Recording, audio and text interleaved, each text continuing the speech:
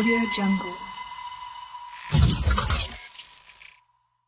আমি কাজ করছি সারা বাংলাদেশের আইসিটি অলিম্পিয়াড বাংলাদেশের অ্যাম্বাসেডর যত টিম আছে পুরো অ্যাম্বাসেডর লিডার হিসেবে আমি কাজ করছি এবং পুরো অ্যাম্বাসেডর নিয়ে।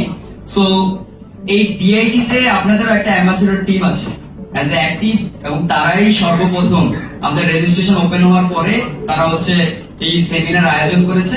আমি এখন পুরো অপারেশন টিমের লিডার হিসেবে কাজ করছি। এই অ্যাম্বাসেডর টিম যারা আছে এদের মধ্য থেকে আমাদের পুরো একটা প্রসেস এবং পুরো একটা প্ল্যান আছে যে আমরা সিজন 3 তে এই অ্যাম্বাসেডর টিম থেকে 50 জন মডারেটর নেব। সেই মডারেটর থেকে আমরা এই সেন্ট্রাল টিমগুলোতে 10 জন করে নিয়ে আসব। পাশাপাশি এই অ্যাম্বাসেডর টিমগুলো আমরা এখানে কিছু টপিক পেয়েছিলাম, যে ইন্টার্নশিপ বা হচ্ছে লিডারশিপ, নেটওয়ার্কিং, কমিউনিকেশন। সো এই জিনিসগুলো আইসিটি অলিম্পিয়াড বাংলাদেশ অ্যাম্বাসেডর টিমদেরকে একদম ডিরেক্ট ভাবে, যেমন আমাদের কিছুদিন আগেই একটা সফট স্কিল কোর্স, যেটা আপনি আসলে একজন পাবলিক স্পিকার হিসেবে কিভাবে হতে পারেন সেটা আমাদের জিসান ভাই করেছিল।